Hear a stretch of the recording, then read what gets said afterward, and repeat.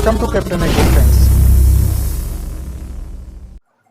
Hello guys, welcome to Captain Agro. Guys आप सभी का वेलकम है यूट्यूब चैनल कैप्टन एग्रो में। गाइज आप सभी को मेरा नमस्कार, राम राम और गुड इवनिंग। गाइज आज हम यहाँ पर पढ़ेंगे शुगर केन, गन्ना हम पढ़ने वाले हैं। इससे पहले हमने गन्ना को पढ़ा था कल वाली क्लास में, लेकिन उस क्लास में गन्ना जो था हमारा कंप्लीट नहीं हो पाया था, ठीक है। और आज के वीडियो में मैं आपको बिल्कुल स्टार्टिंग से लेकर एंड तक गन्ने के बारे में बताने वाला हूं। कौन कौन से क्वेश्चंस पुटअप किए जाते हैं और कौन कौन से क्वेश्चंस हमारे लिए काफ़ी ज़्यादा इंपॉर्टेंट हैं jet, ICR, BHU, UP CATET और पेट के एग्जाम के लिए।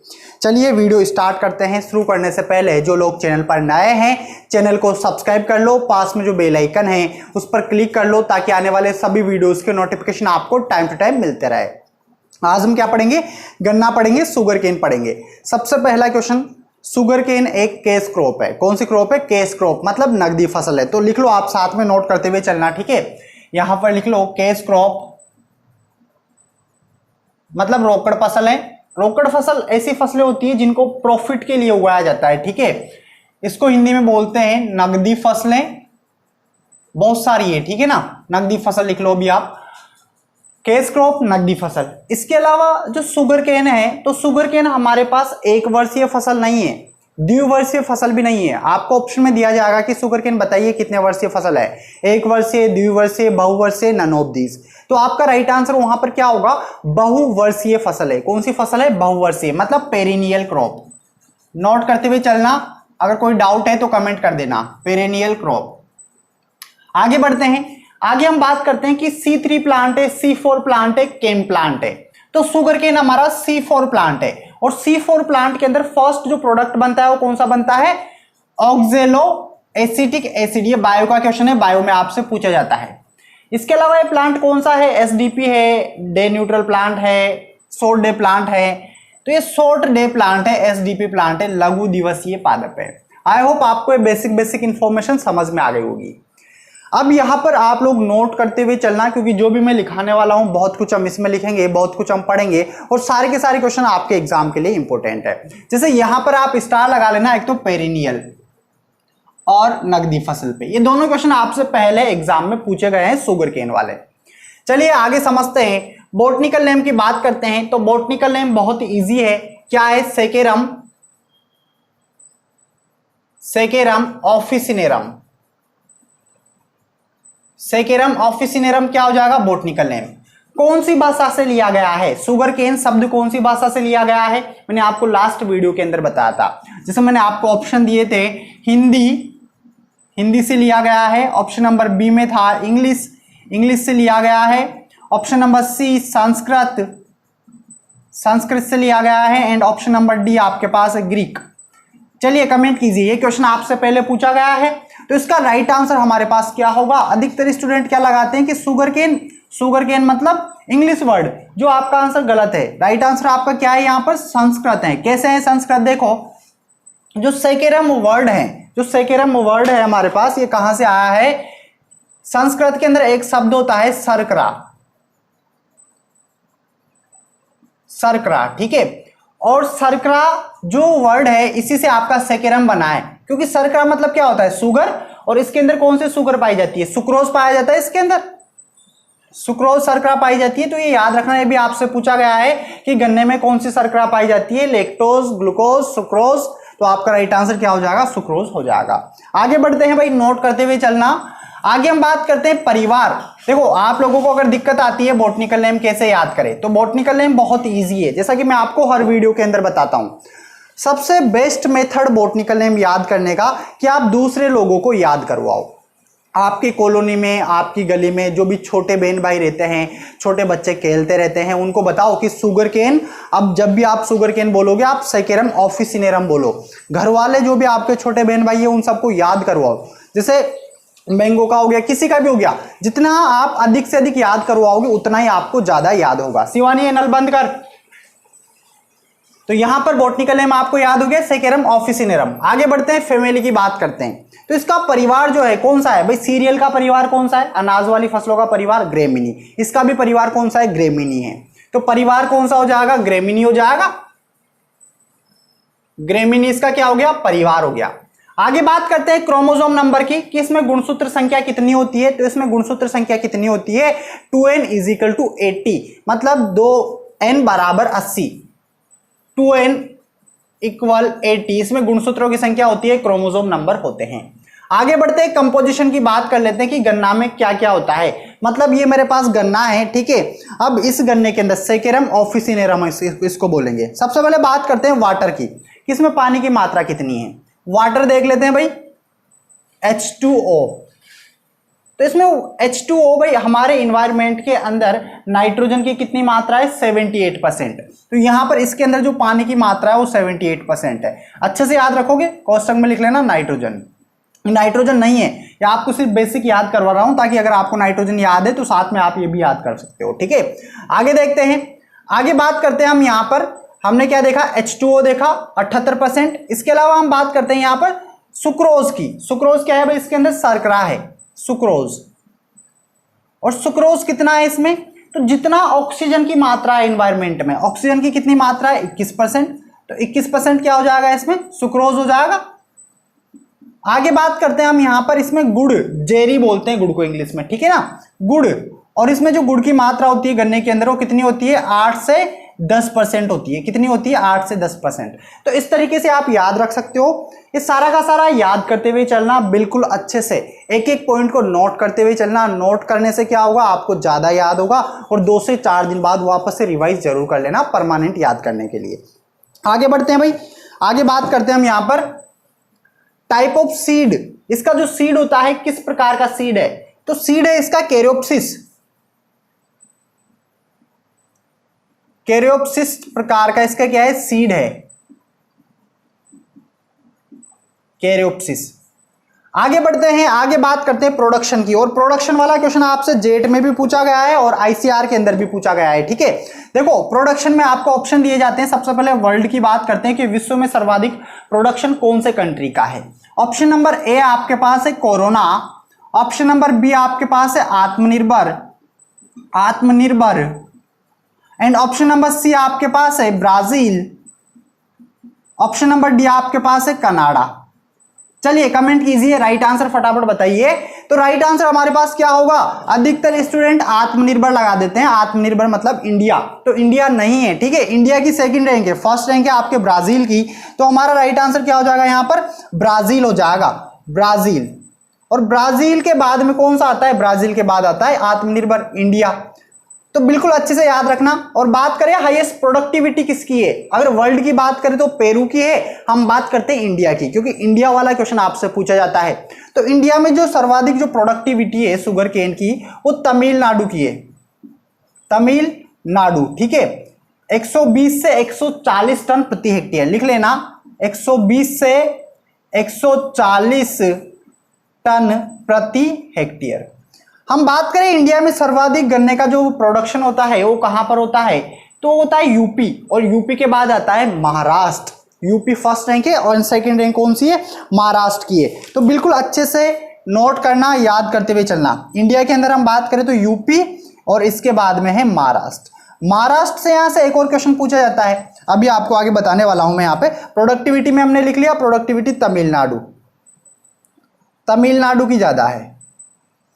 इंडस्ट्री की बात करते हैं। देखो इंडस्ट्री वाला पॉइंट क्यों डाला मैंने यहां पर, तो आप सबको पता है कि टेक्सटाइल इंडस्ट्री फर्स्ट रैंक पर है। टेक्सटाइल इंडस्ट्री मतलब समझ लो कपड़े वाली इंडस्ट्री जो धागे बनाती है, कपड़े बनाती है, इसकी जो रैंक है वो फर्स्ट रैंक है। इसके बाद जो सेकंड रैंक आती है इंडस्ट्री के अंदर वो शुगर इंडस्ट्री की आती है। तो शुगर इंडस्ट्री सेकंड रैंक है, बिल्कुल अच्छे से याद रखना। After textile industry second rank, second rank मतलब शुगर मिल। आप लोगों ने नाम सुना होगा शुगर मिल। एक क्वेश्चन पूछा जाता है कि सर्वाधिक जो शुगर की मिलें हैं हमारे इंडिया के अंदर वो कहां पर है, तो कहां पर है, महाराष्ट्र के अंदर है। याद रखना बिल्कुल अच्छे से, महाराष्ट्र। आगे बढ़ते हैं, आगे बात करते हैं क्लाइमेट, कैसा क्लाइमेट चाहिए इसके लिए, तो इसके लिए क्लाइमेट चाहिए ट्रॉपिकल वार्म सनी क्लाइमेट चाहिए। कैसा क्लाइमेट चाहिए, ट्रॉपिकल,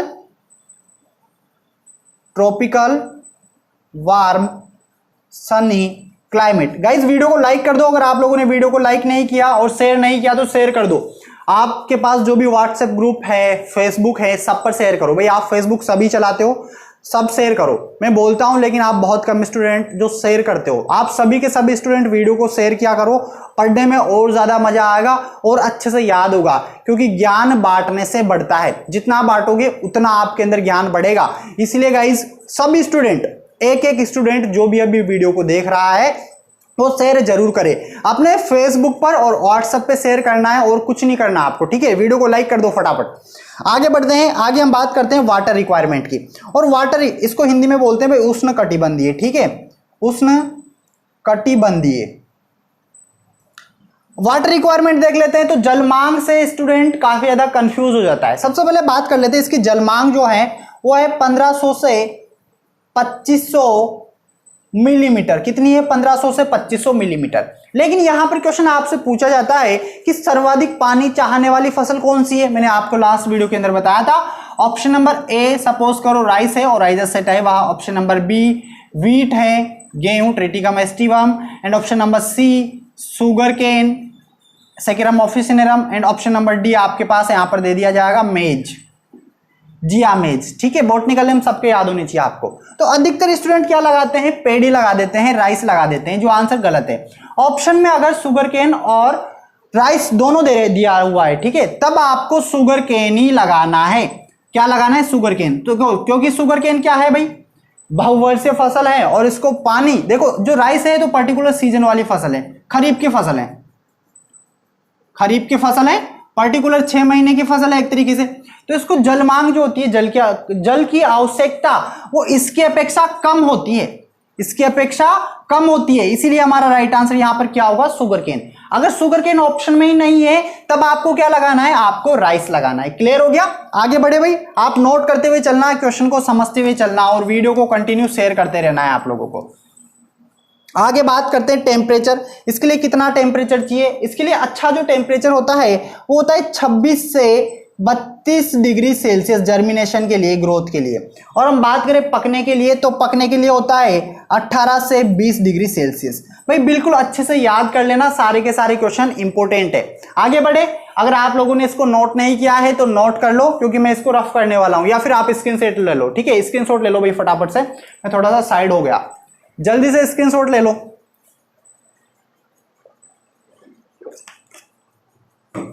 ले लिया गाइस स्क्रीनशॉट। आगे बढ़े, आगे अब हम यहां पर बात करेंगे क्लासिफिकेशन की। जो गन्ना है इसका क्लासिफिकेशन हम देखने वाले हैं। देखो गन्ने जो होते हैं दो प्रकार के होते हैं, एक तो होता है जंगली गन्ना और एक होता है कल्टीवेटेड गन्ना, मतलब वाइल्ड और कल्टीवेटेड। वाइल्ड कौन सा होता है? जो जंगल में उगता है, और कल्टीवेटेड जिसकी खेती की जाती है। तो हेडिंग डाल लो classification of sugar cane, classification of sugar cane, saccharum officinarum का वर्गीकरण। तो दो प्रकार से इसको वर्गीकृत किया हुआ है। किस तरीके से? एक तो आता है कल्टीवेटेड जिसकी खेती की जाती है, दूसरा आता है वाइल्ड, वाइल्ड शुगर केन जो जंगली होता है। अब कल्टीवेटेड के अंदर भी 3 आते हैं। कितने आते हैं? कल्टीवेटेड के अंदर भी 3 आते हैं। कौन कौन सा आता है? पहले नंबर पर आता है एसओ। एसओ मतलब है सेकेरम ऑफिसिनेरम। जो ये गन्ना मेरे पास है ये कौन सा है? सेकेरम ऑफिसिनेरम है। इसके बाद में आता है sugar cane barberi, SB. Sugar cane barberi क्या होता है? भारतीय गन्ना होता है। इसके बाद थर्ड नंबर पे हमारे पास आता है शुगर केन साइनेंसिस, सेकेरम, ठीक है, एस का मतलब आगे सेकेरम है। Saccharum officinarum, Saccharum barberi, Saccharum sinensis. जो सेकेरम साइनेंसिस होता है चाइनीज गन्ना होता है। अभी आपको मैं यहां पर नोट करवा दूंगा। इधर हम बात करें वाइल्ड स्पीसीज के अंदर, तो इसके अंदर भी 2 आते हैं। एक तो आता है सेकेरम स्पॉन्टेनियम। कौन सा आता है? Saccharum spontaneum. इसको आप एसपी से डिनोट कर लेना, अगर एसएस लिखोगे तो ये दोनों सेम हो जाएंगे, साइनेंसिस वाला। दूसरा आता है शुगर केन रोबस्टम। ये तो है जंगली प्रजातियां 2। ये प्रजातियां आपकी नहीं दी जाती और इनकी खेती भी नहीं की जाती है। इन तीनों की खेती की जाती है, ठीक है। यहीं से आपका क्वेश्चन पुटअप होता है। अभी आपको मैं नोट करवा दूंगा, आप स्क्रीनशॉट ले लो या इस तरीके से आप डायग्राम बना सकते हो समझने के लिए। अब एक एक को हम समझने वाले हैं यहां पर।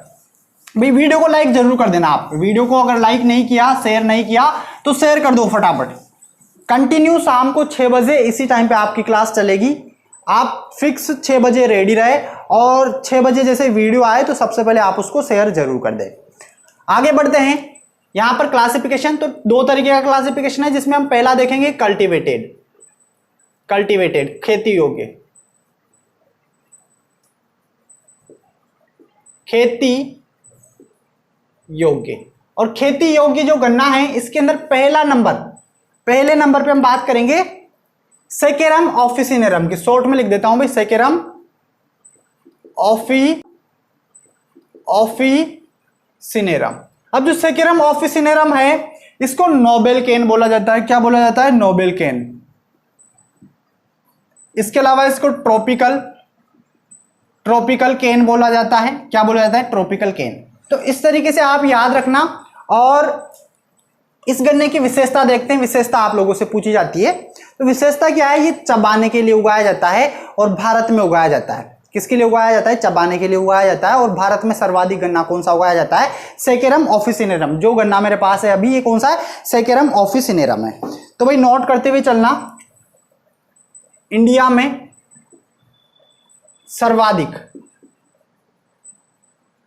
सर्वाधिक उगाया जाता है। इसके अलावा बात करें ओरिजिन, इसका ओरिजिन कहां पर है? तो इसका ओरिजिन है न्यू गिनी। न्यू गिनी इसका क्या हो जाएगा? ओरिजिन हो जाएगा। आगे हम बात करें इसकी विशेषता, तो विशेषता में लिखो भाई, रसीला होता है, मीठा होता है और चबाने के लिए इसको उगाया जाता है। रस ज्यादा होता है और रेशा कम होता है। विशेषता, और विशेषता में नोट करना, विशेषता में लिखो रसीला होगा। ठीक है ना भाई, जैसे गन्ना है चबाते हो तो रस आता ही है, तो ये रसीला गन्ना हो गया हमारे पास। रसीला, मीठा। भाई चबाएगा क्यों? मीठा लगेगा तभी तो चबाएगा, जो मीठा नहीं होगा उसको चबाएगा नहीं। ठीक है ना, तो रसीला, मीठा। इसके अलावा लिखो यहां पर चबाने के लिए एंड रस की मात्रा ज्यादा, रेसे की मात्रा कम। रस की मात्रा ज्यादा और रेसे की मात्रा कम। ये हो गई इसकी विशेषता। तो क्वेश्चन जो आपका बनेगा वो क्वेश्चन कहां से बनेगा? भारत में सर्वाधिक कौन सा गन्ना उगाया जाता है? तो सेकेरम ऑफिसिनेरम उगाया जाता है। इसका ओरिजिन न्यू गिनी है। इसकी विशेषता रसीला होता है, मीठा होता है, चबाने के लिए अच्छा होता है, रस की मात्रा ज्यादा होती है और रेसे की मात्रा कम होती है। इसको किसने डेवलप किया था? टीएस वेंकटरमन के किया था। ठीक है ना, लिख लो यहां पर टीएस वेंकटरमन। इस वैज्ञानिक ने इसको डेवलप किया था, इस नोबेल केन को, और इसीलिए इसको क्या बोला जाता है? इसको विजार्ड, सुगर केन विजार्ड भी बोला जाता है। Sugar cane wizard. ये ज्यादा डीपली क्वेश्चन आपके जेट आईसीआर में नहीं आएंगे। जेट आईसीआर में जो क्वेश्चन आते हैं उनको मैं स्टार लगा देता हूं। ठीक है, इसलिए आप उन पे ज्यादा फोकस करना। आगे बढ़ते हैं। अगला कौन सा बताया था मैंने? ये कल्टीवेटेड हो गया। कल्टीवेटेड के अंदर दूसरा कौन सा आता है? Saccharum barberi. Saccharum barberi. और जो सेकेरम बारबेरी है इसका जो ओरिजिन है वो इंडिया है, इसीलिए इसको भारतीय गन्ना भी बोला जाता है। क्या बोला जाता है? भारतीय गन्ना। भाई इंग्लिश वाले समझ रहे हो ना, इंडियन शुगर केन, इसलिए इस तरीके से लिख देना, इंडियन शुगर केन इसको बोला जाता है, भारतीय गन्ना बोला जाता है। इसका तना छोटा होता है। विशेषता में लिखना तना छोटा, स्मॉल स्टम एंड रस की मात्रा कम और मीठा होता है। ठीक है, मीठा तो होता ही होता है। तो इस तरीके से आप इसमें बेसिक याद रखना, इतना सा। इसके बाद बात करते हैं sugar cane sinensis, 3rd number पे सेकेरम साइनेंसिस। सेकेरम साइनेंसिस है, इसका ओरिजिन है चाइना, इसलिए इसको चाइनीज गन्ना भी बोला जाता है और चाइना में उगाया जाता है। चाइनीज गन्ना क्या बोला जाता है? चाइनीज गन्ना बोला जाता है। लंबा होता है, पतला होता है और इसकी पत्तियां चौड़ी होती है। विशेषता में लिखो लंबा, पतला व पत्तियां चौड़ी होती है। नोट कर लिया? तो ये हमारा क्लासिफिकेशन कौन सा हो गया? ये हमारा क्लासिफिकेशन हो गया कल्टीवेटेड शुगर केन, जिसकी खेती की जाती है। इसके अलावा मैंने आपको 2 और बताया था। ठीक है भाई, नोट कर रहे हो ना आप? इसको नोट करते हुए चलना। ये तो कौन सा हो गया, खेती योग्य हो गया। इसके अलावा दूसरी हमने कौन सी बात की थी, वाइल्ड, वाइल्ड जंगली गन्ना। और जंगली गन्ना के अंदर दो आते हैं, सेकेरम स्पॉन्टेनियम एंड सेकेरम रोबस्टम। ये दो कौन सी हो गई प्रजातियां हमारे पास, जंगली प्रजातियां हो गई। तो बस आपको इतना याद रखना है क्लासिफिकेशन के अंदर। अगर समझ में नहीं आया है तो वापस से एक बार समझ लो, ठीक है। स्क्रीनशॉट ले लो सबसे पहले आप, अगर आप लोगों ने स्क्रीनशॉट नहीं लिया तो। बहुत सारे स्टूडेंट बोल रहे होंगे कि सर आप हमारे जवाब नहीं देते हो। उसका रीजन है गाइस, वो मैं आपको बताऊंगा बाद में। पहले आप यहां पर ध्यान दें, क्लासिफिकेशन ऑफ शुगर केन, दो तरीके का क्लासिफिकेशन है, कल्टीवेटेड और वाइल्ड। कल्टीवेटेड और वाइल्ड है। कल्टीवेटेड के अंदर तीन प्रजातियां आती है, सेकेरम ऑफिसिनेरम, जो गन्ना भी मेरे पास है ये सेकेरम ऑफिसिनेरम है, ठीक है। नोबेल केन बोला जाता है, ट्रॉपिकल केन बोला जाता है। इंडिया में सर्वाधिक उगाया जाता है, ओरिजिन न्यू गिनी है। विशेषता रसीला होता है, मीठा होता है, चबाने के लिए अच्छा होता है। सेकंड आता है सेकेरम बारबेरी, इसको भारतीय गन्ना बोला जाता है। तना छोटा होता है, रस की मात्रा कम होती है और मीठा होता है। थर्ड आता है सेकेरम चाइनेंसिस, इसको चाइनीज गन्ना बोला जाता है। ये लंबा होता है, पतला होता है और पत्तियां चौड़ी होती है। इसके बाद में वाइल्ड गन्ना जो होता है, दो प्रजातियां इसके अंदर आती है, saccharum spontaneum and saccharum robustum. Clear हो गया भाई, आगे बढ़े हम, ठीक है। आगे हम बात करते हैं यहां पर सोइल की। सोइल किस प्रकार की सोइल चाहिए इसके लिए, सोइल तो इसके लिए बलुई दोमट और चिकनी मृदा चाहिए, सैंडी लोम सोइल चाहिए, सैंडी लोम सोइल चाहिए। क्लियर हो गया। अब हम बात करेंगे यहां पर सीड रेट की। सीड रेट की बात करेंगे और सीड रेट से आपका क्वेश्चन पुटअप किया गया है जेट आईसीआर बीएचयू में। तो बिल्कुल अच्छे से समझते हुए चलना, वीडियो को लाइक कर देना। और यार जो मेरा दूसरा चैनल है उसको सब्सक्राइब जरूर कर लो, उसका लिंक नीचे डिस्क्रिप्शन में है, या फिर आप नॉर्मल सर्च कर लो लव प्रकाश गोमे। लव प्रकाश गोमे जैसे सर्च करोगे तो वहां पर चैनल आ जाएगा, आप उसको सब्सक्राइब जरूर करें और इंस्टाग्राम पे फॉलो जरूर करें, क्योंकि वहां पर एग्रीकल्चर के लेटेस्ट अपडेट मैं आपको बताता रहता हूं।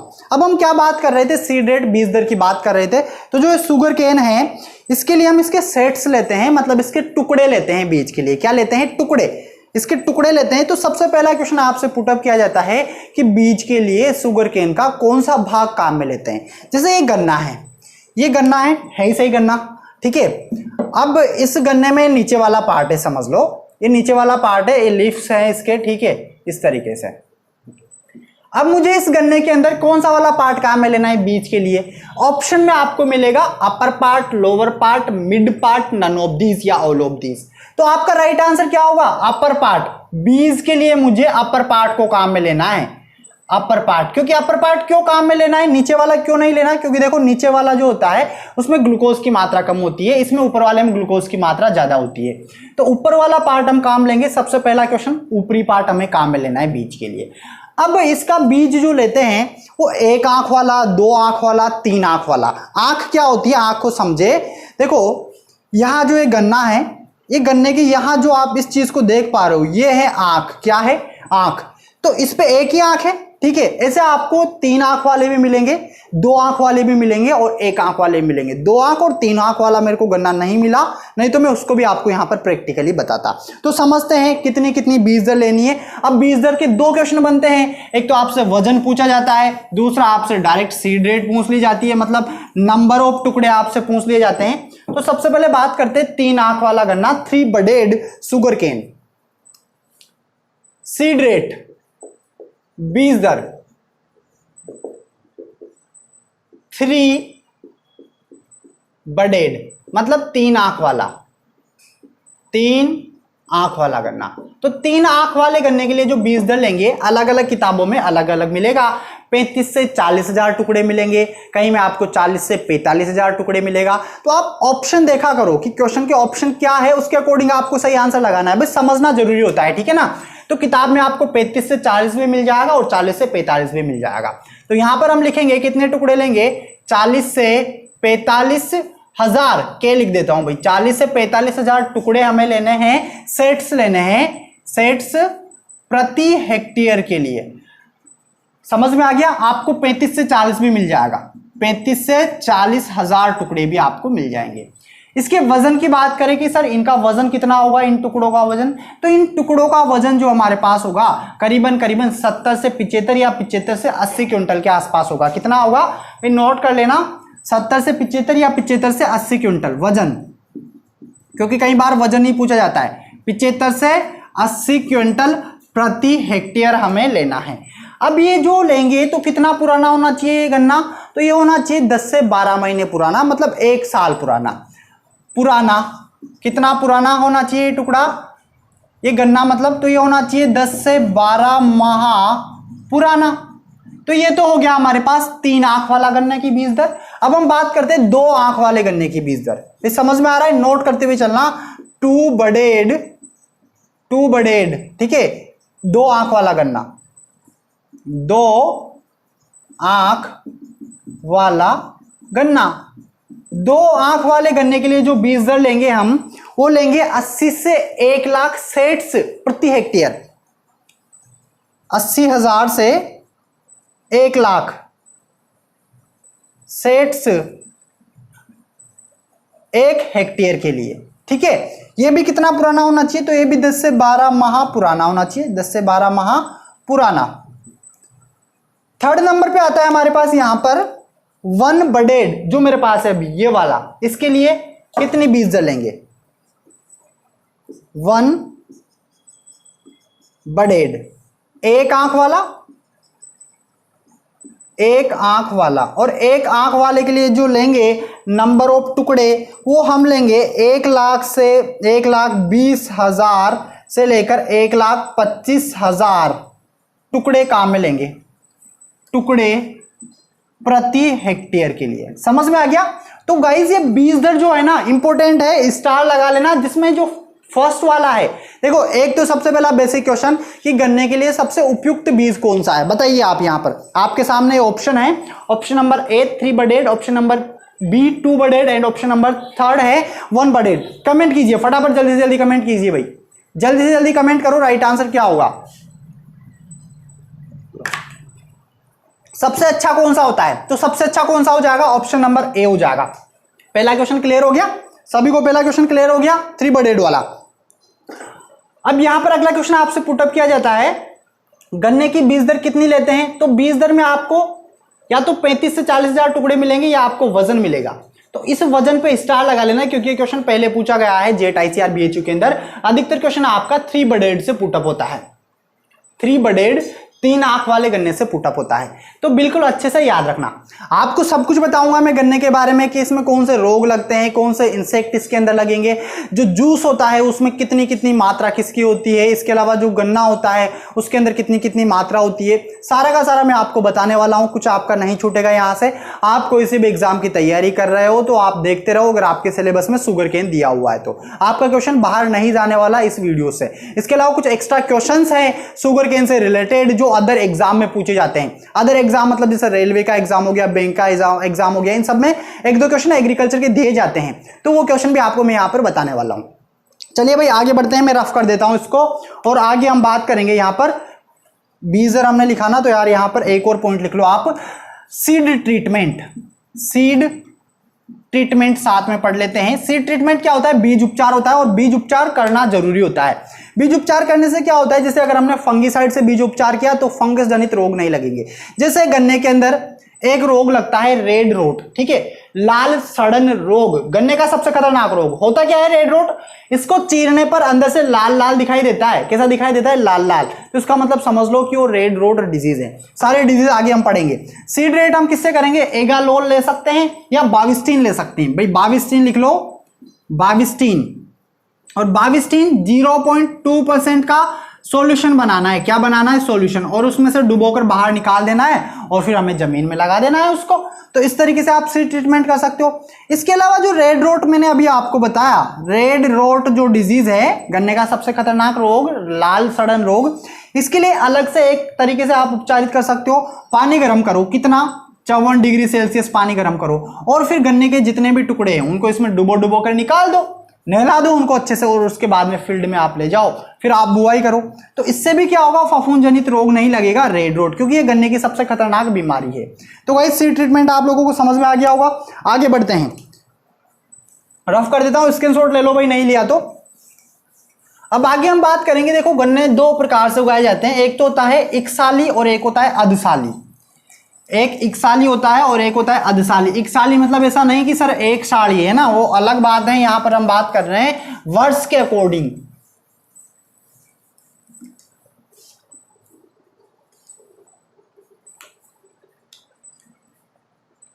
इकसाली, इकसाली, इकसाली गन्ना को बसंत या शरद गन्ना भी बोलते हैं। क्या बोलते हैं, बसंत या शरद गन्ना भी बोलते हैं, क्योंकि ये हमें शरद ऋतु में मिलता है। अब इस गन्ने की क्या खास बात है, इस चीज को आप समझे। यहां पर लाइन टू लाइन जो इसमें हम डिस्टेंस रखते हैं, line to line L into L, वो कितना रखते हैं, या तो 60 सेंटीमीटर रख दो या 90 सेंटीमीटर रख दो।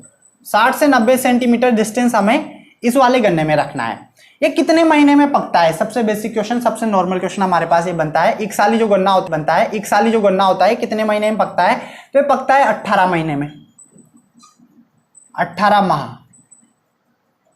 18 मंथ्स में पकता है। तो ये आप याद रखना, ये बेसिक क्वेश्चन है, ये आपसे पूछा जा सकता है। इसकी बुआई कब करते हैं, तो बुआई का क्वेश्चन भी आपसे पूछा जाता है। बुआई, इसकी बुआई करते हैं जून जुलाई में, जून जुलाई में इसकी क्या करते हैं, बुआई करते हैं। तो ये हो गया इकसाली गन्ना। अगला आता है अधसाली गन्ना। अधसाली गन्ना,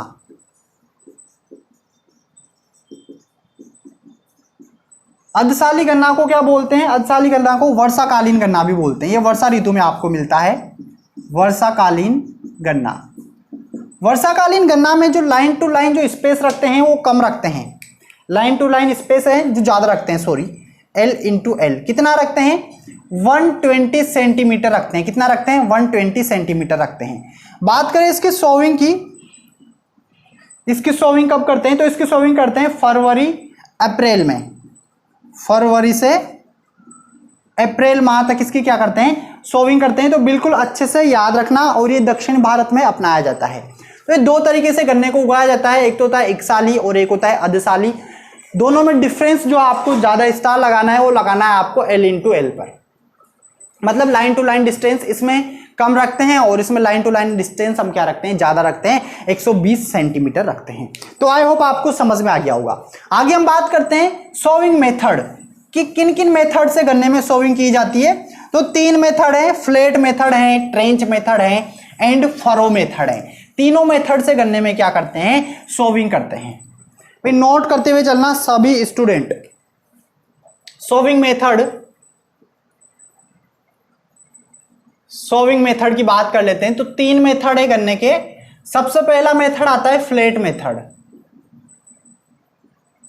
फ्लैट मेथड, ये जो मेथड है ये उत्तरी भारत में अपनाया जाता है, उत्तरी भारत में, और ये सामान्य मेथड है, सामान्य विधि है, सामान्य विधि है। गन्ने को इसमें कितनी डेप्थ पे लगाते हैं, डेप्थ की बात करें तो 8 से 10 सेंटीमीटर डेप्थ पे इसमें डेप्थ में गन्ने को लगाते हैं। और इसमें जो लाइन टू लाइन जो डिस्टेंस रखते हैं L इंटू L, वो कितना रखते हैं, 90 सेंटीमीटर रखते हैं। तो पहला मेथड हो गया सोविंग का। इसके बाद दूसरा मेथड आता है ट्रेंच मेथड। भाई इनको बिल्कुल अगर आप प्रैक्टिकली समझना चाहते हो तो यूट्यूब पे नॉर्मल सर्च कर लेना फ्लैट मेथड शुगर केन, आपको सारा मिल जाएगा बिल्कुल प्रैक्टिकली तरीके से, ठीक है। ट्रेंच मेथड, ट्रेंच मेथड जो होता है इसको जावा मेथड भी बोलते हैं, जावा मेथड बोलते हैं। और इसमें जो लाइन टू लाइन डिस्टेंस रखते हैं, लाइन टू लाइन वो रखते हैं 75 सेंटीमीटर, और जो लाइन टू लाइन डिस्टेंस और डेप्थ जो रखते हैं, डेप्थ वो 20 से 25 सेंटीमीटर रखते हैं। अब देखो गन्ने के टुकड़े ऐसे कैसे लगा दिए जाते हैं, जैसे नाली है, इस नाली में गन्ने के टुकड़े रख दिए, इसके 2 से इसके ऊपर 2-3 सेंटीमीटर मिट्टी डाल दी जाती है। क्या डाल दी जाती है, मिट्टी। तो बिल्कुल अच्छे से याद रखना है, बेसिक क्वेश्चन है। अगला आता है फरो मेथड। 2 हो गए, फ्लैट हो गया, ट्रेंच हो गया। अब हम बात कर लेते हैं फरो मेथड की, 3rd नंबर पे फरो मेथड। और फरो मेथड को टाइफून टाइफून विधि भी बोला जाता है। क्या बोला जाता है? टाइफून विधि सबसे बेस्ट है। सबसे बेस्ट विधि कौन सी? अगर ये क्वेश्चन आपसे पूछा जाए तो आपका राइट आंसर क्या हो जाएगा? टाइफून हो जाएगा। इसमें डेप्थ की बात करें, डेप्थ कितनी रखते हैं? तो 15 से 20 सेंटीमीटर डेप्थ रखते हैं। तो ये हमारे सॉल्विंग के मेथड हो गए। 3 मेथड है। सामान्य मेथड अगर आपसे पूछा जाए कि सामान्य मेथड कौन सा है गणने का, तो फ्लैट मेथड आप बता दोगे। अगर आपसे पूछा जाए सबसे बेस्ट मेथड कौन सा है, तो सबसे बेस्ट मेथड आपके पास हो जाएगा यहाँ पर फरो मेथड। आगे हम बात कर लेते हैं फर्टिलाइजर कितना कितना डालेंगे। फर्टिलाइजर में क्या क्या डालेंगे? एनपीके डालेंगे, नाइट्रोजन डालेंगे, फॉस्फोरस डालेंगे और पोटास डालेंगे। तो कितना डालेंगे भाई? चलिए फटाफट कमेंट कीजिए, जल्दी से जल्दी कमेंट कीजिए।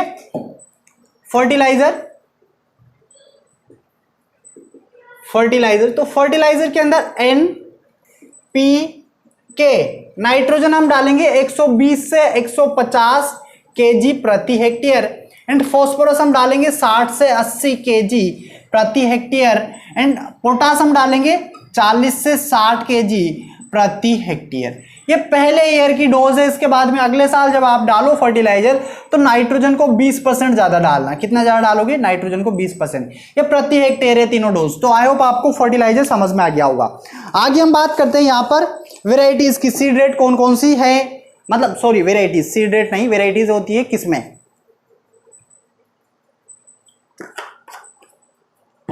किसमें आपसे पूछी जाती है कि निम्नलिखित में से गन्ने की किस्म कौन सी है। तो गन्ने की किस्में बहुत इजी है, ऐसा हार्ड नहीं है। मतलब एक तरीके से जैसे हमने वेजिटेबल की पढ़ी थी, हॉर्टिकल्चर में फ्रूट की पढ़ी थी। तो यहां पर हेडिंग डालो वेराइटीज। वेराइटीज किस्में, इसकी जो किस्में हैं वो है COC 671, ये सर्वाधिक मीठी किस्म है। ठीक है, इसके अलावा अगली किस्म आती है हमारे पास को 419, कोयम्बटूर 419। ठीक है, इसके अलावा रेड रोड डिजीज मैंने आपको बताई थी, red road resistant variety RV। Red road resistant variety कौन सी है? तो को 1148 है, को 1148 है, एंड को 19 है, एंड B17 है।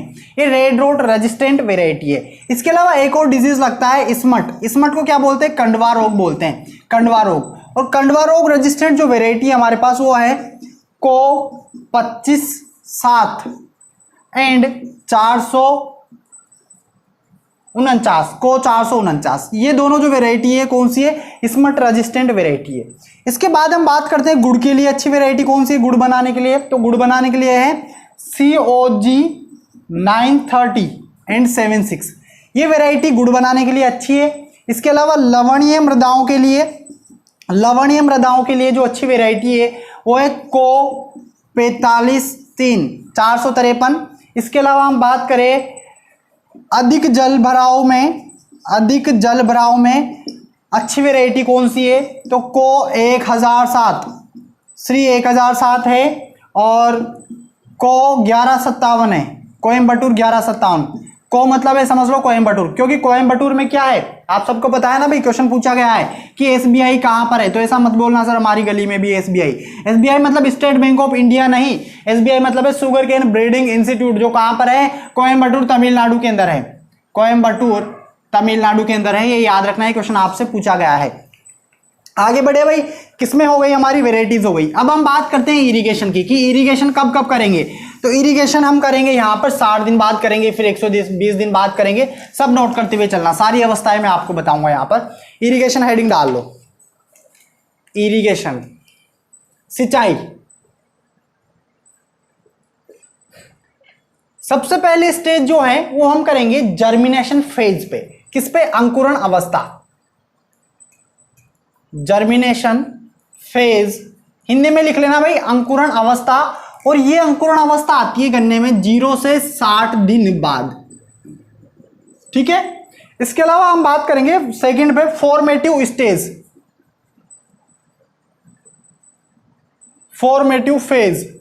और फॉर्मेटिव फेज होती है 60 से 120 दिन, इस पे हम सिंचाई करेंगे। थर्ड आता है हमारे पास यहां पर ग्रांड फेज, ग्रांड फेज। और ग्रांड फेज होती है 120 से 150 दिन, third irrigation. And fourth irrigation आती है मैच्योरिटी फेज, पकने पर, परिपक्वता, मैच्योरिटी फेज, और मैच्योरिटी फेज है आपके पास 250 से 270 दिन। ये बहुवर्षीय फसल है, ठीक है। तो 4 इसकी फेज है इरिगेशन की। अगर आपसे पूछा जाता है कि भाई पहली सिंचाई कितने दिन में करेंगे, तो 60 दिन में। इसको हम जर्मिनेशन फेज, फिर फॉर्मेटिव, फिर ग्रांड, फिर मैच्योरिटी। क्लियर हो गया गाइस, ये हमारी हो गई इरिगेशन। अब हम बात कर लेते हैं वीड।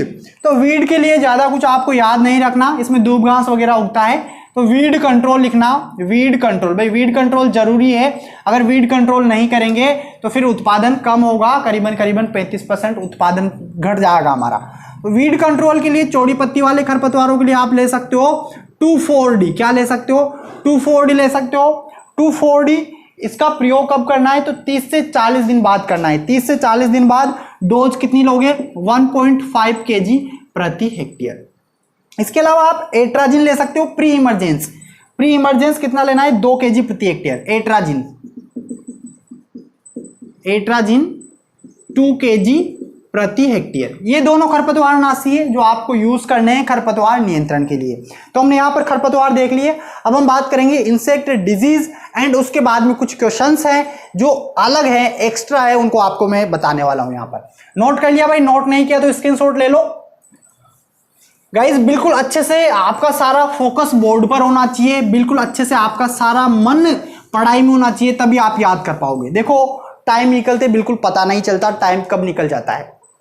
जैसा कि आप सबको पता है, इससे पहले जो एजुकेशनल जो मेरी वीडियो थी, लास्ट वीडियो, एक तो कल थी जिसमें हमने शुगर केन को आधा पढ़ा था।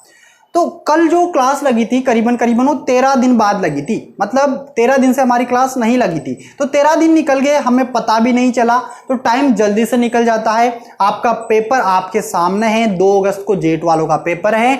ICR BHU इनकी भी डेट जल्दी आने वाली है, मतलब अगस्त में आपके पेपर है। ऐसा समझ के चलो, ऐसा मान के चलो कि अगस्त में आपका पेपर होगा। टाइम बिल्कुल नहीं है और ये टाइम जल्दी जल्दी निकल जाएगा। जल्दी जल्दी निकलने का मतलब है किसी दिन आप सोचोगे कि नहीं यार मैं शाम को पढ़ूंगा, शाम को बढ़िया मौसम होता है, और शाम को अगर आंधी तूफान आ गए तो आप नहीं पढ़ पाओगे। फिर आपने सोचा कि यार नहीं कोई बात नहीं, बारिश आ गई, आंधी तूफान आ गए, मैं नाइट को पढ़ूंगा, और आंधी तूफान की वजह से कभी कभी ऐसा होता है कि लाइट नहीं आती है, और लाइट नहीं आएगी तो फिर आप नाइट को भी नहीं पढ़ पाओगे, तो आपका वो टाइम चला गया। इसीलिए जितना टाइम आपको मिलता है उस टाइम पे आप सिर्फ और सिर्फ पढ़ाई करें और कुछ ना करें, घरों से बाहर ना निकले। ऐसा नहीं है कि कोरोना खत्म हो गया है, और सैनिटाइज से हाथ बढ़िया क्लीन करते रहे, मास्क लगाकर ही घर से बाहर निकले अगर कोई इमरजेंसी वर्क है। नहीं तो सिर्फ आपको सिर्फ पढ़ाई करनी है, पढ़ाई करते रहे क्योंकि टाइम बहुत कम है। बायोलॉजी केमिस्ट्री आप साथ में पढ़ते रहे। अगर आपको केमिस्ट्री की क्लास चाहिए तो आप मुझे कमेंट करके जरूर बताएं कि सर हमें केमिस्ट्री की क्लास पढ़नी है। आपके लिए केमिस्ट्री की क्लास भी आपको लगवा दी जाएगी, सारी क्लास आपको लगवा दी जाएगी, बस आप सपोर्ट करते रहे। सपोर्ट में आपको मुझे कोई पे नहीं करना। पहले लॉकडाउन के चलते थोड़ी सी प्रॉब्लम थी तो मैंने आपसे बोला था, कुछ स्टूडेंट ने पे भी किया, उन सबको मेरा बहुत बहुत धन्यवाद। अब आपको पे नहीं करना, सिर्फ अब आपको इतना करना है कि आपको मुझे सपोर्ट करना है। सपोर्ट कैसे करना है? वीडियो को लाइक करके सपोर्ट करना है, वीडियो को अधिक से अधिक शेयर करके सपोर्ट करना है।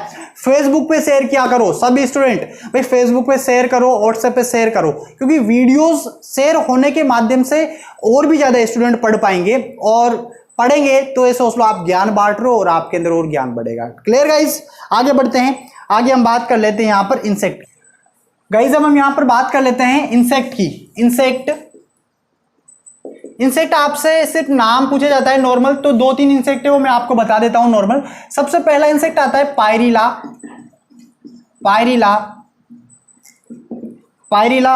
पर्सिला।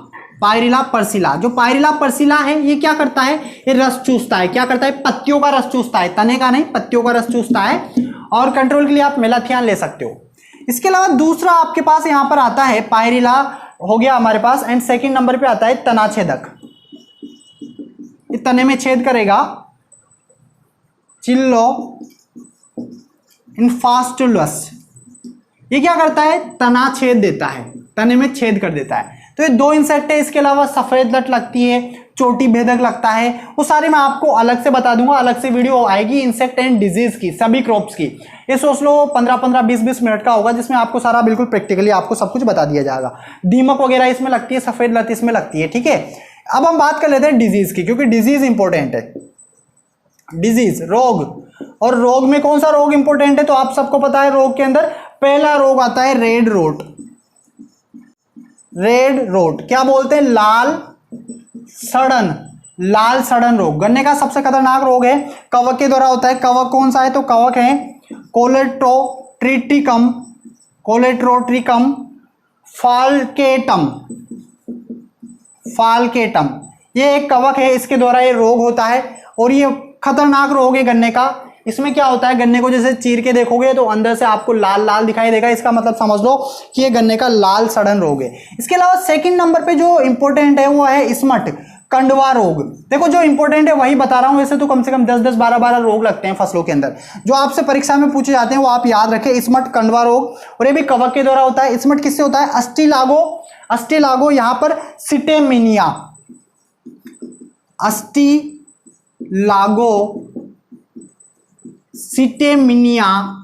कवक के द्वारा स्मट रोग होता है। तो ये रोग हो गए, इंसेक्ट हो गए। इसके अलावा गन्ने में कुछ क्रियाएं की जाती है, क्रियाओं से आपका क्वेश्चन पुटअप किया जाता है।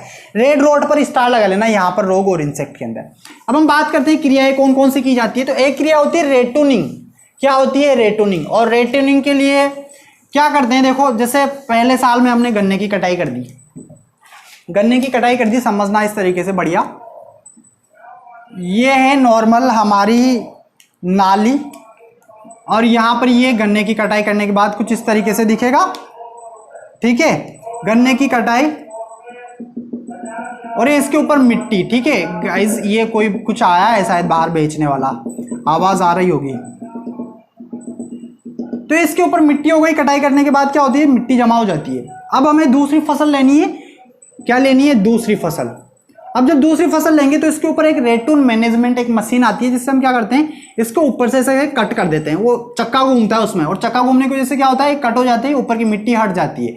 ऊपर की मिट्टी क्या हो जाएगी, हट जाएगी, और ये बिल्कुल अच्छे से अंकुरित हो जाएंगे। तो इस प्रोसेस को बोलते हैं रेटूनिंग या रेटूनिंग मैनेजमेंट भी इसको बोलते हैं। तो ये तो हो गई हमारी पहली क्रिया, याद हो गया, सबको समझ में आ गया। आगे बढ़ते हैं, अगली क्रिया आती है ब्लाइंड होविंग।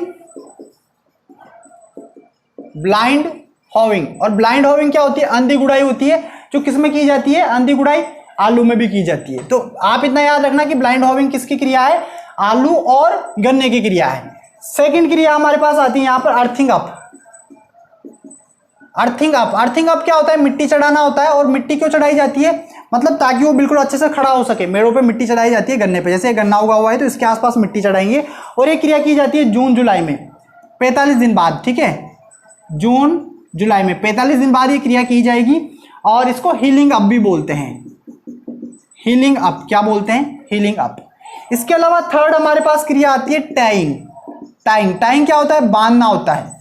अब इसमें क्या करते हैं, 10 से 15 गन्ने के पेड़ लेते हैं, 10 से 15 गन्ने के पेड़ ये ले लिए। अब अकेला गन्ना है, आपने वो कहानी तो सुनी होगी ना यार, एकता में शक्ति, ठीक है ना। अगर एक गन्ना है तो आराम से टूट जाएगा। तो ऐसे ही आंधी तूफान जब आता है, अगर अकेला गन्ना है, जैसे हवा इधर से चली तो ये गिर जाएगा, क्या होगा, गिर जाएगा। हवा उधर से चली तो फिर इधर गिर जाएगा, किधर भी गिर सकता है। लेकिन अगर आप गन्ने को 10 से 15 गन्ने को एक साथ बांध दोगे, यहां से इस तरीके से बांधना है, तो फिर नहीं गिरेगा। इस प्रोसेस को क्या बोलते हैं, टेइंग बोलते हैं, बांधना बोलते हैं। तो किसके अंदर की जाती है, गन्ने के अंदर की जाती है। क्लियर हो गया। इसके अलावा आता है ट्रेसिंग। और ट्रेसिंग में क्या होता है, जो गन्ने की पत्तियां होती है सूख के नीचे गिर जाती है, उनको क्या होता है, जला दिया जाता है, जलाना। इसके अलावा 5th नंबर पे जो हमारे पास आती है वो आती है प्रॉपिंग। और प्रॉपिंग के अंदर क्या होता है, पौधे के तने से जो सूखी पत्तियां होती है उनको हटा दिया जाता है, अलग कर दिया जाता है, रिमूव अनवांटेड लीव्स। क्लियर। तो ये तो हो गया हमारे पास यहां पर, इसकी कुछ क्रियाएं हो गई, कुछ प्रोसेस हो गई। अब आगे हम यहां पर बात करते हैं मैच्योरिटी टेस्ट। आपसे पूछा जाता है, मतलब गन्ना पका कि नहीं पक्का, इसमें कितनी शुगर है, कितना मीठा है, इसके लिए टेस्ट होते हैं इसके अंदर, ठीक है, उनको हम बोलते हैं मैच्योरिटी टेस्ट बोलते हैं। तो कौन कौन से टेस्ट होते हैं उनको हम देख लेते हैं, क्योंकि आपसे पूछ लिया जाता है कई बार एग्जाम के अंदर। Maturity test. और मैच्योरिटी टेस्ट के अंदर पहला टेस्ट आता है ब्रिक्स रीडिंग। ब्रिक्स मतलब शुगर की रीडिंग यहां पर लेंगे, ब्रिक्स रीडिंग। और ब्रिक्स रीडिंग जो लेते हैं हैंड रेफ्रेक्ट्रोमीटर से लेते हैं। किससे लेते हैं, हैंड रेफ्रेक्ट्रोमीटर से हम क्या करते हैं, इसमें रीडिंग लेते हैं। और रीडिंग में जो रीडिंग होनी चाहिए, कितनी होनी चाहिए, तो 16 से 18 होनी चाहिए। कितनी होनी चाहिए, 16 से 18 होनी चाहिए। ये हो गया ब्रिक्स रीडिंग टेस्ट हो गया हमारा। अगला आता है एक ब्रिक्स रेशियो। ब्रिक्स रेशियो, तो ब्रिक्स रेशियो जो होता है 0.9 से 1 तक। कितना होता है, 0.9 रेशियो 1 होता है। ये ब्रिक्स रेशियो हो गया। इसके अलावा इसके बाय प्रोडक्ट, ठीक है, बाय प्रोडक्ट इसके अन्य उत्पाद बनते हैं। जैसे आप लोगों ने देखा होगा, आप गन्ने की चरखी पे गए, आप जब वो वहां पे इस तरीके से गन्ने को ऐसे कैसे निकाल देता है, 3-4 बार निकालेगा, बार बार अच्छे से इसका सारा रस निकाल लेगा, कुछ भी नहीं छोड़ेगा। निकालने के बाद इसका छोटा छोटा भूसा बचेगा, ठीक है, मतलब बिल्कुल एक तरीके से जैसे हम चबाने के बाद उसको थूक देते हैं, वो वाला पार्ट होता है बेगासेस। क्या होता है, बेगासेस। और उसको किस में काम में लिया जाता है, ईंधन में काम में लिया जाता है, मतलब जलाने के लिए उसको काम में लिया जाता है। तो बाय प्रोडक्ट में सबसे पहला आता है बेगासेस। भाई नोट करते हुए चलना बिल्कुल अच्छे से, ताकि आपके नोट्स बिल्कुल अच्छे से बन सके। बेगासेस आता है, मेलासेस आता है। 3 बाय प्रोडक्ट है इसके, जो तीनों आपको मैं बता दूंगा। पहला बाय प्रोडक्ट बेगासेस। बेगासेस क्या होता है, जो बचा हुआ पार्ट है, ठीक है, और उसको किस में काम में लेते हैं, ईंधन में काम में लेते हैं। ईंधन जलाने के लिए, मतलब ईंधन मतलब आप समझ गए आई होप। इसके बाद आता है मोलासेस। मोलासेस क्या होता है, इससे एल्कोहल बनाया जाता है, बिल्कुल ब्लैक कलर का लिक्विड होता है, ठीक है। एल्कोहल बनाने के लिए या सारे मृदाओं को सुधारने के लिए भी काम में लिया जाता है। एल्कोहल और सारी मृदा सुधार के लिए इसको काम में लिया जाता है। थर्ड बाय प्रोडक्ट हमारे पास आता है प्रेस मड। और प्रेस मड क्या होता है, मतलब एक तरीके से खाद होता है। ये क्या होता है, खाद। और इसको एज अ खाद के रूप में काम में लिया जाता है अम्लीय मृदाओं के सुधारने के लिए। अम्लीय मृदाओं को सुधारने के लिए काम में लिया जाता है। तो 3 इसके क्या है, बाय प्रोडक्ट है। बाय प्रोडक्ट गन्ने के, बिल्कुल अच्छे से याद रखना, कभी कभी आपसे बाय प्रोडक्ट पूछ लिए जाते हैं। अब हम बात करते हैं इल्ड की, कि कितनी उपज होती है गन्ने से। तो इल्ड भाई आप लोग बताइए फटाफट, इल्ड उपज। तो गन्ने की उपज होती है 400 से 600 क्विंटल प्रति हेक्टेयर। कितनी होती है, 400 से 600 क्विंटल प्रति हेक्टेयर गन्ने की हमें उपज प्राप्त होती है। अब हम यहाँ पर बात करेंगे कुछ एक्स्ट्रा क्वेश्चन की, जो काफी ज्यादा इंपॉर्टेंट है आपके अदर एग्जाम्स के लिए। तो भाई नोट करते हुए चलना, या आप इसे नोट कर लो, डायरेक्ट मैं बता देता हूं, ठीक है। सबसे पहला क्वेश्चन आपसे पूछ रहा हूं, गन्ने में फूल कब खिलते हैं। नोट कर लो, फरवरी में खिलते हैं। किस में खिलते हैं, फरवरी। अगला, भारत में कुल चीनी मिलें कितनी हैं। तो अप्रोक्स 450 है, सर्वाधिक महाराष्ट्र के अंदर है। कहां पर है, विश्व में जो सर्वाधिक हैं वो हमारे इंडिया के अंदर हैं, ठीक है। 450 मिलें हैं शुगर की, और सर्वाधिक कहां पर है, महाराष्ट्र में। क्लियर हो गया। अगला क्वेश्चन लिखो, गुड़ बनाने में कितने गन्ने का प्रयोग होता है। मतलब जो गन्ना उगाया जाता है सारा का सारा, उसमें से गुड़ बनाने के लिए कितना % है। तो उसका है 40%। कितना है दोस्तों, 40%। बिल्कुल अच्छे से नोट कर लेना। नोट कर रहे हो आप सभी, याद कर लो डायरेक्ट, ठीक है। अगला है, जो गन्ने का जो तना होता है, ये तना, इसको क्या बोलते हैं। तो इसको क्या बोलते हैं भाई, देखो अभी समझाता हूं मैं आपको। Sugar cane. सुगर केन का क्या मतलब है, सुगर केन का मतलब है सुगर जिसमें शक्कर हो, और केन, केन आप लोगों ने पेप्सी वगैरह की पी होगी, तो ऐसे ये केन नहीं है क्या, केन नजर आ रही होगी आपको, उस केन से थोड़ी सी पतली है, तो ये केन। तो इसको क्या बोलते हैं, केन बोलते हैं या स्टाल्क बोलते हैं। क्या बोलते हैं, केन बोलेंगे या स्टाल्क बोलेंगे। भाई मुंह में पानी तो नहीं आ रहा कि सर बार बार गन्ना बता रहे हो, भाई खा लो आप, ठीक है। आगे बढ़ते हैं, आगे बात करते हैं गन्ने में कृत्रिम रूप से पकाना, ठीक है। गन्ने को कृत्रिम रूप से पकाना है तो क्या काम में लेना है हमें, तो काम में लेना है पोलारिस। पोलारिस काम में लेना है 5 kg प्रति हेक्टेयर के हिसाब से, जिससे वो क्या होगा, जल्दी पक जाएगा। कितना जल्दी पकेगा, 8 सप्ताह जल्दी पकेगा। 8 सप्ताह जल्दी पक जाएगा अगर आप पोलारिस का यूज करते हो 5 kg प्रति हेक्टेयर के हिसाब से। क्लियर। आगे बात करते हैं 100 ग्राम गुड़ के अंदर, 100 ग्राम गुड़ से कितनी कैलोरी एनर्जी हमें मिलेगी, ऊर्जा मिलेगी, तो मिलेगी 383। और हम बात करें कि सर 100 ग्राम चीनी से, तो 100 ग्राम चीनी से मिलेगी 893, ज्यादा मिलेगी, ठीक है। 893 तो चीनी से, और 883 किससे, गुड़ से। क्लियर हो गया। आगे बढ़ते हैं, गन्ना कमेटी की स्थापना कब हुई, तो 1944 में हुई, हमारा देश आजाद होने के 3 साल पहले। आगे बात करते हैं गन्ने में रस की मात्रा, गन्ने का संगठन।